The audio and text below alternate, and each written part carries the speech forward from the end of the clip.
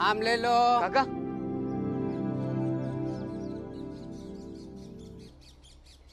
काका इतने का आम दे दीजिए।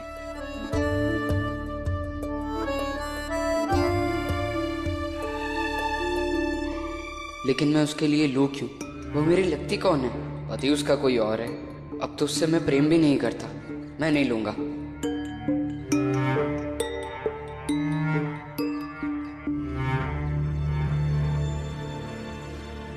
नहीं काका, मुझे नहीं चाहिए आम। अब मुझे मेरे पैसे वापस दे दीजिए। लेना है तो लो, और नहीं तो ये छोड़ दो, पैसे में से नहीं मिलेंगे।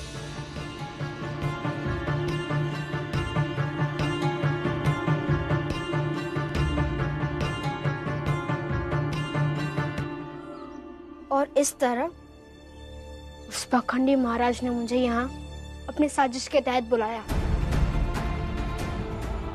और आप सबकी जात का बनकर रहने का काम दिया। तुम्हारा मकसद तो यही होना चाहिए कि जो उसकी जाति के लोग भीमराव को मानते हैं वो सब के सब उसे छोड़कर चले जाए और फिर वो भीम रह जाएगा अकेला। और धीरे धीरे मैं उनकी इशारों में इतना आ गया कि मैं आपकी जात के लोगों में ही फूट डालने लगा। और जब अंत में सब करते करते मैं उनके किसी काम का नहीं रहा, तब उस चाय वाले ने मुझे महाराज की भेजी हुई जड़ी बूटी पिला दी। ये जड़ी बूटी पी लो, महाराज ने दिया है, तुम्हारा दर्द कम हो जाएगा, पी लो।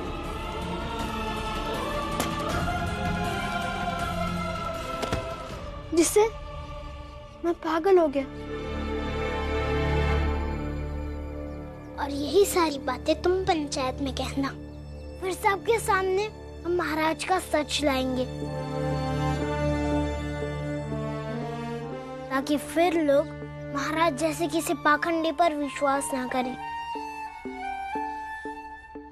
और तब तक हम किसी को भनक नहीं लगने देंगे कि तुम्हें सब कुछ याद आ गया है और ये गोपाल की आई है, इसका भी किसी को पता नहीं चलना चाहिए। फिर हम बिना बताए सारे लोगों को बुलाएंगे कैसे? राम जी, वहाँ महाराज का फिर से नया नाटक शुरू हो गया। वो कुछ एकांतवास कर रहे हैं। तब तो और भी अच्छा है, हम लोगों में ये बात फैलाएंगे कि महाराज ने एकांतवास में कुछ प्राप्त किया है और इस चीज को देने के लिए वो सबको बुला रहे हैं और सब भागते भागते उनके पास चले जाएंगे। लेकिन हमारे कहने से वो लोग जाएंगे? आनंद भैया, वो लोग अंधभक्ति में अंधे हैं, वो बिना सवाल जवाब किए भागते हुए चले आएंगे। बस हम अपना कहने का तरीका बदल देंगे। ये ठीक है, हम ऐसा ही करेंगे।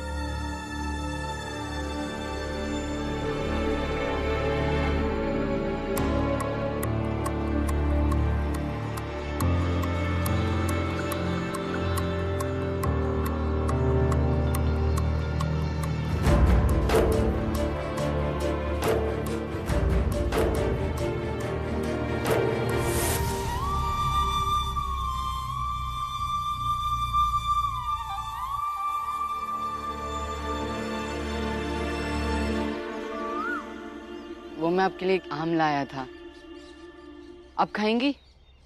मुझे आम बहुत पसंद है।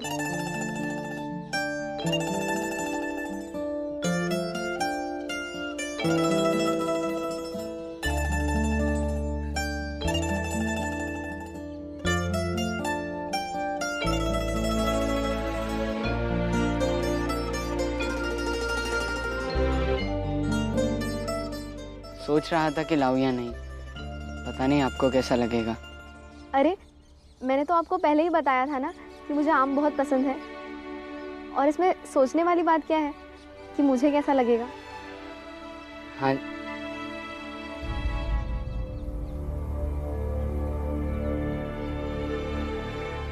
मुझे भी खाना है।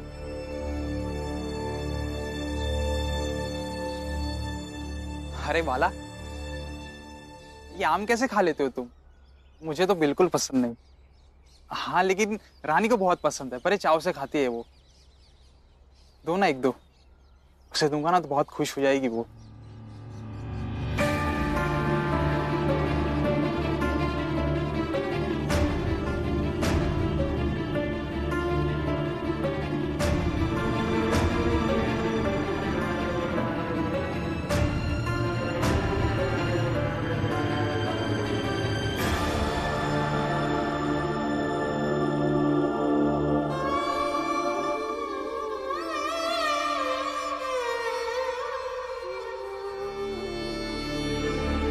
महाराज के सच का प्रमाण दूंगा कि वो कितने बड़े झूठे व्यक्ति हैं, कितने पाखंडी इंसान हैं। तुम कुछ भी बोलोगे तो हम मान लेंगे? नहीं मानेंगे। हम नहीं मानेंगे। गोपाल, यहाँ आओ और इन सब से कहो कि क्या सच है।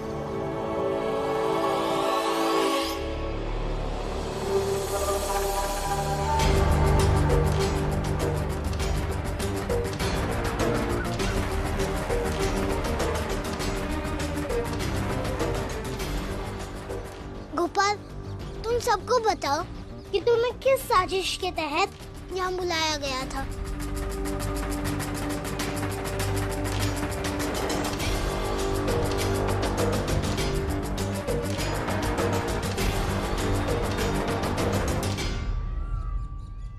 भीमराव झूठ बोल रहा है।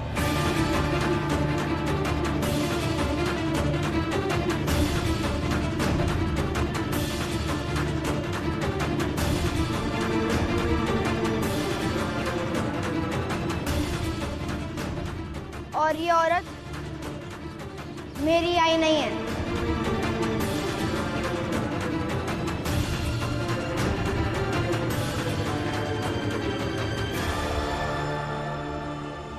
ये क्या बोल रहा है गोपाल?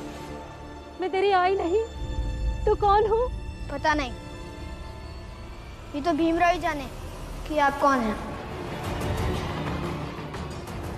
मैं सही कह रहा हूँ, भीमराव और उसके परिवार वालों ने मुझ पर दबाव डाला था कि मैं झूठ बोलूं और महाराज के खिलाफ वो सब कहूं जो इन्होंने सिखाया है।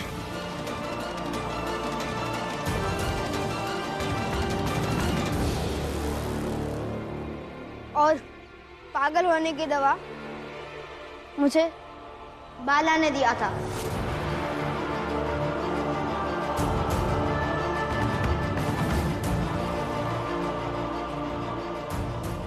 झूठ क्यों बोल रहे हो गोपाल? सच बताना सबको, सच क्या है? सुना आपने? ये भीमराव और उसके परिवार वाले कई हथकंडे अपनाएंगे ये साबित करने के लिए कि हम बुरे हैं, हम झूठे हैं, हम पाखंडी हैं। गोपाल, कैसे बातें कर रहे हो तुम? जो सच है वो कहो। सही कह रहा हूँ। ये गोपाल पलट क्यों गया? गोपाल, तुम हम सबको धोखा क्यों दे रहे हो? तुम इसे पलट नहीं सकते हो गोपाल। गोपाल, इतना झूठ बोलोगे तुम? गोपाल, क्या हो गया है तुम्हें? मुझे पहचानने से इनकार क्यों कर रहे हो? जिन्होंने तुम्हारे साथ इतना अच्छा किया है उन्हीं पर दोष बन रहे हो। तुम इतने बुरे हो क्या? गोपाल बेटा, ऐसा मत कहो। और ये समय नहीं है ये सब बोलने का। जो सच है वो बोलो। जो सच है वही बता रहा हूँ, और मुझे किसी से कुछ बात नहीं करनी।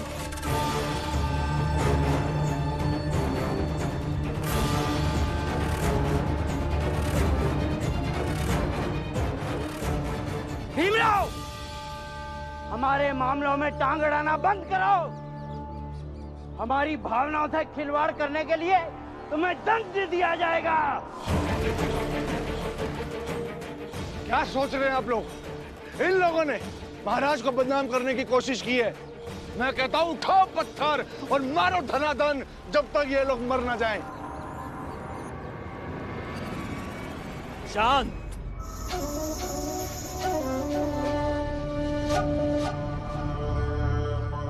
शांत हो जाओ सब लोग।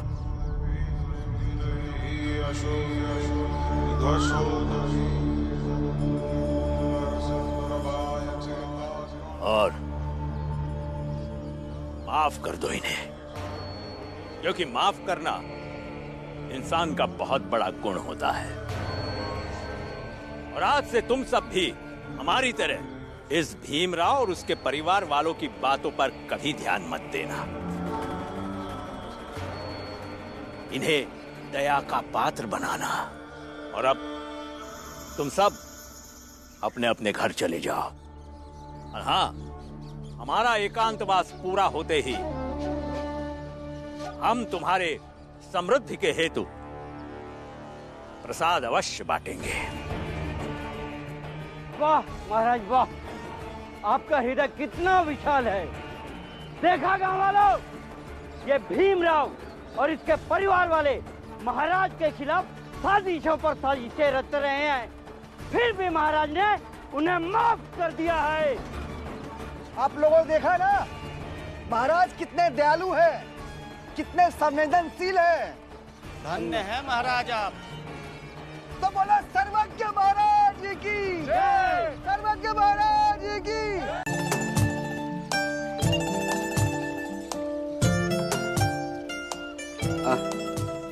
ये लीजिए आम। शुक्रिया। लाइए।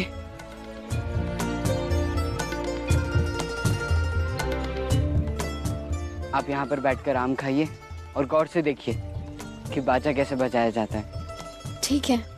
देखिए 4 गिनती होती है, 1 2 3 4।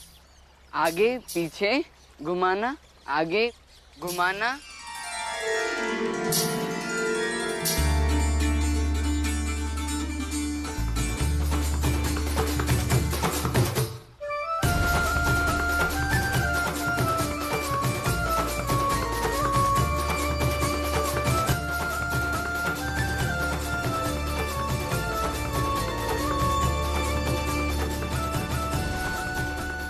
ये झुनझुना कौन बजा रहा है?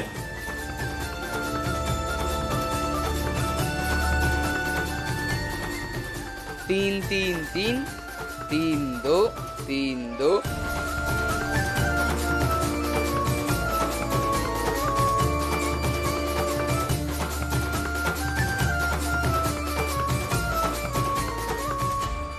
क्या हो रहा है?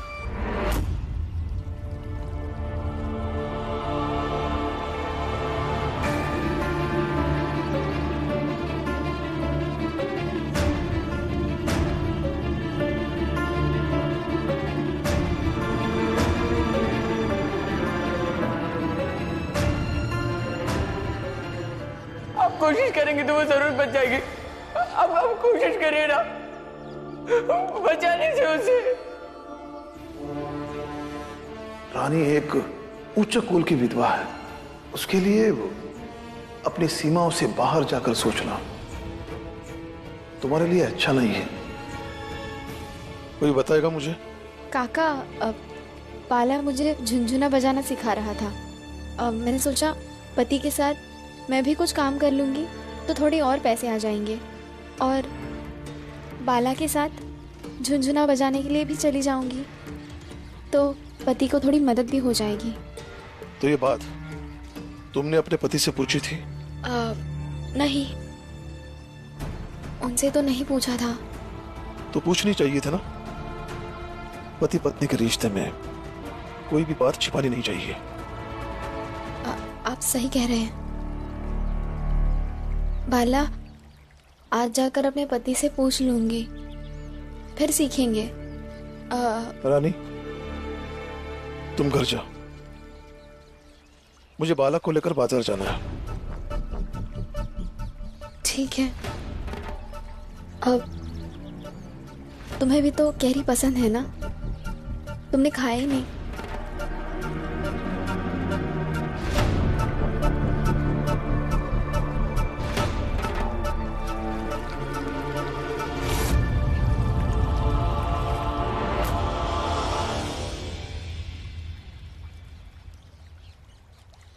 बाला, तुमने मेरे सवाल का जवाब नहीं दिया।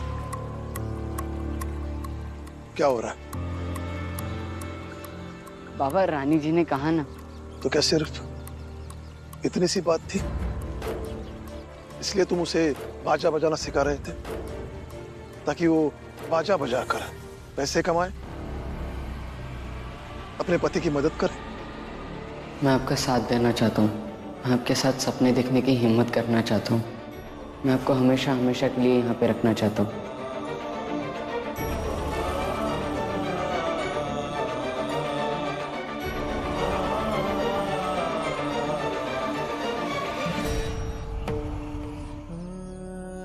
बाला, मैं तुमसे कुछ पूछ रहा हूं। क्या सिर्फ इतनी सी बात थी? हाँ बाबा, और क्या बात होगी? मैं तुम्हारा बाप हूं, तुम्हें अच्छी तरह से जानता भी हूं और पहचानता भी। पहले भी मैंने तुम्हें समझाया था, अब भी समझा रहा हूं। बाबा ऐसी कोई बात नहीं है, विश्वास कीजिए, जैसा आप समझ रहे वैसा कुछ नहीं है। ना हो तो ही अच्छा है।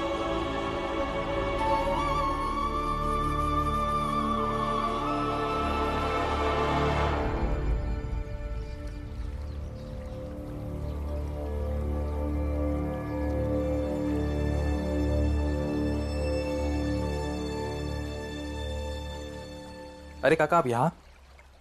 हम तो आपका घर के पास इंतजार कर रहे थे।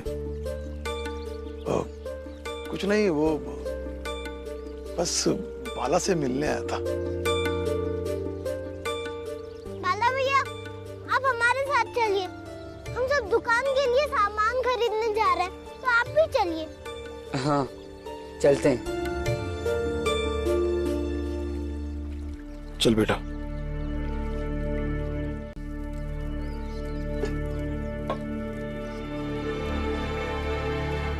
तो फिर क्या फैसला हुआ बाजा बजाना सीखने पर?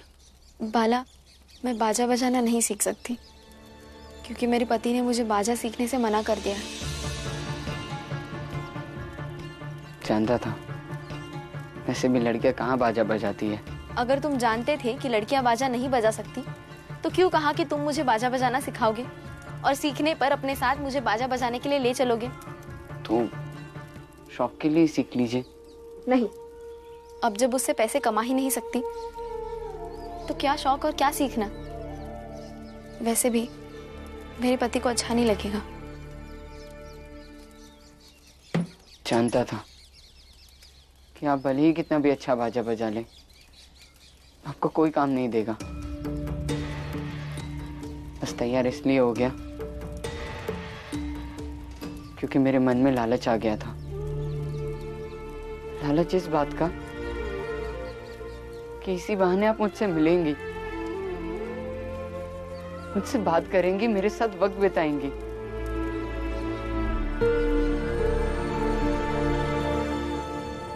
क्योंकि आपके साथ वक्त बिताना मुझे बहुत अच्छा लगता है।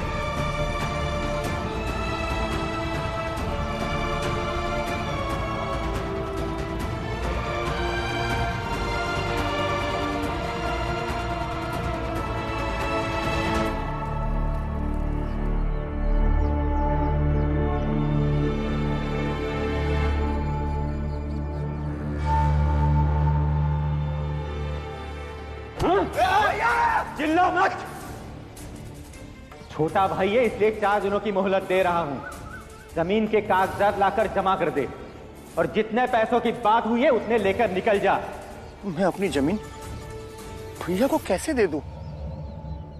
नहीं, कुछ भी हो जाए मैं नहीं दूंगा, चाहे मेरी जान क्यों ना चल जाए। अरे उसे बेचकर ही तो मैं अपनी बेटी की शादी करूंगा। मंगेश। महाराज, सुबह सुबह इतने चिंतित क्यों हो रहे हो?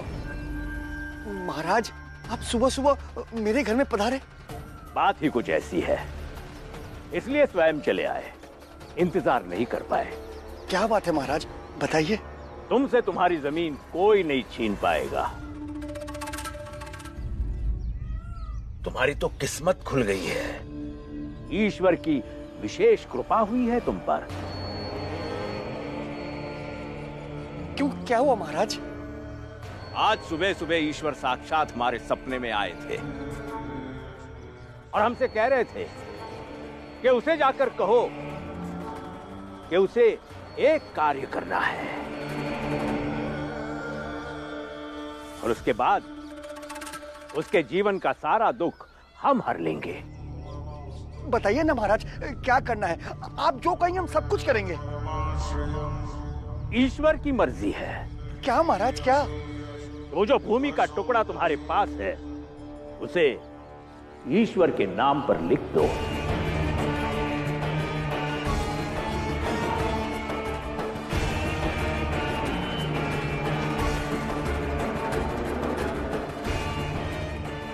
ताकि वहां ईश्वर का एक भव्य विशाल मंदिर बने और हम भी हमारा एक मठ खोलें।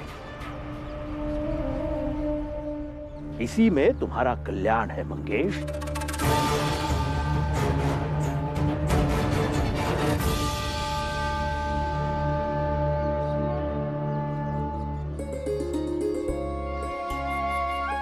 वाह आनंद, वाह, तुम्हारे हाथ में तो हुनर है। मुझे नहीं मालूम था कि तुम्हें ये काम इतनी अच्छी तरह से आता है। गुरुजी, मैं जब भी किसी को जूता सिलाते दिखता था ना, तो मुझे ये काम बड़ा कलाकारी वाला लगता था। फिर मुझे ये सीखने का मन हुआ, तो जब कभी भी मुझे स्टेशन की तरफ जाने का मौका मिलता था ना, तो बाबा आपको वो सदाशिव काका याद है? मैं उनकी दुकान पर जाकर बैठ जाता था। उन्होंने ही मुझे सिखाया। और ये बात सदाशिव ने मुझे आकर खुद बताई थी। फिर मैंने भी सोचा चलो ठीक है, आनंद कोई तो गुण सीख रहा है और गुण कभी ना कभी तो काम आता ही है। आज काम आ गया। महाराज अभी कैसी बातें कर रहे हैं? वो जमीन तो बहुत कीमती है। ईश्वर के आश्वासन से ज्यादा वो भूमि का टुकड़ा तुम्हें अधिक कीमती लगता है। हाँ, हम ये मानते हैं कि उस भूमि के टुकड़े से तुम तुम्हारी बेटी की शादी कर सकते हो, लेकिन मर जाने के बाद तुम्हें ये भवसागर कौन पार कराएगा? उसके लिए तो ये ईश्वर ही चाहिए ना। लेकिन महाराज, समय ले लो। ईश्वर का संदेश आया था, तुम तक पहुंचा दिया। सोच लो, हम चलते हैं। महाराज,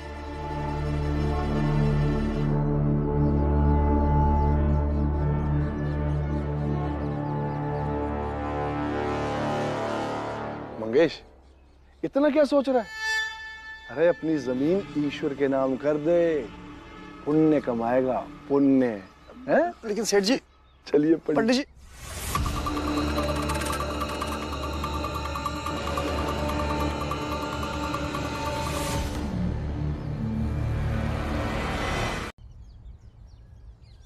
काका,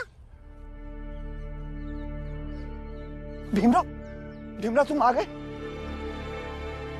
तुम्हें आते हुए किसी ने देखा तो नहीं ना? नहीं काका, आप अपनी समस्या बताइए।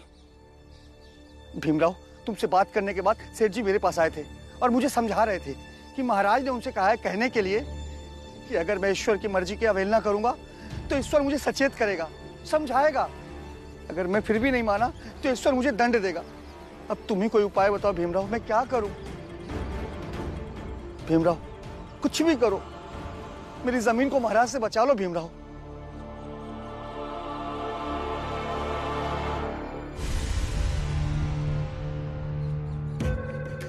इसे ले लो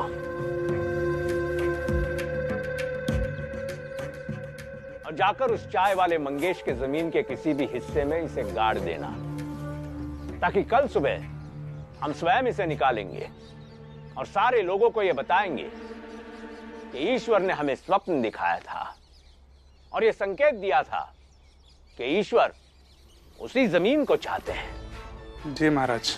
और हाँ, ये काम सबसे छुपते छुपाते रात को करना, ताकि कोई तुम्हें देख ना पाए। जी महाराज।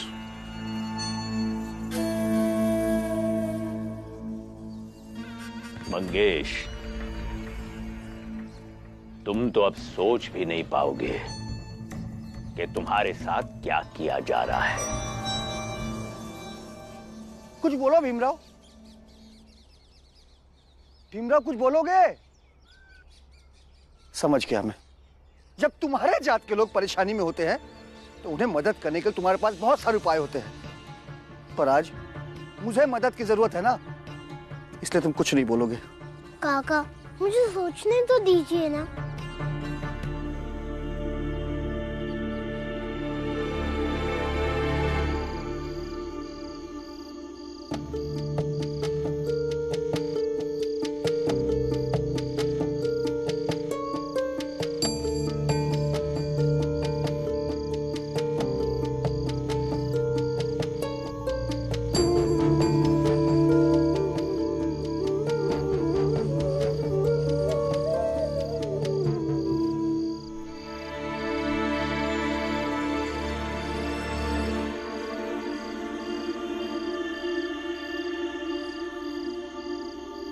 सो गई तुम? हो गया तुम्हारा पैर दबाना? काम चोर कहीं की। इतने देर से दबा रही थी, पता ही नहीं चला दबाते दबाते कब नींद आने लगी। पता ही नहीं चला?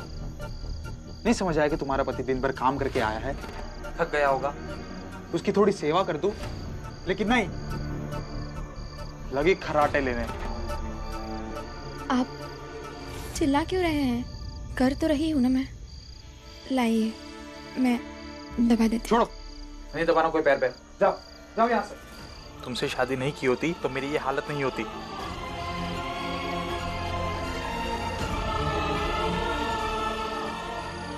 कहा ना मैंने, जाओ यहाँ से।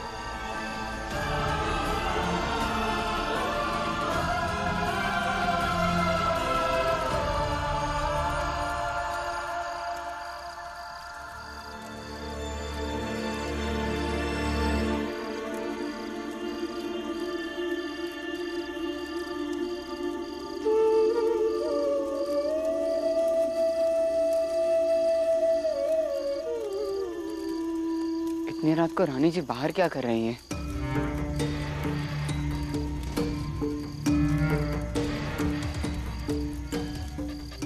आइंदा से मुझसे बात करने की कोशिश मत करना और दूर रहना मुझसे।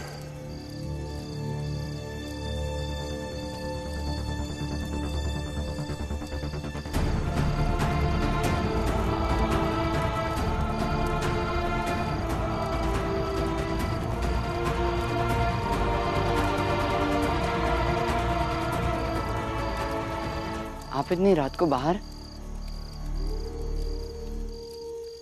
क्या हुआ? आप उदास क्यों हो? बताइए ना, क्या हुआ? मैंने कहा था ना तुमसे कि मुझसे बात मत करो। जाओ यहाँ से, सो जाओ। और मैं ठीक हूँ, कुछ उदास नहीं हूँ। जाओ।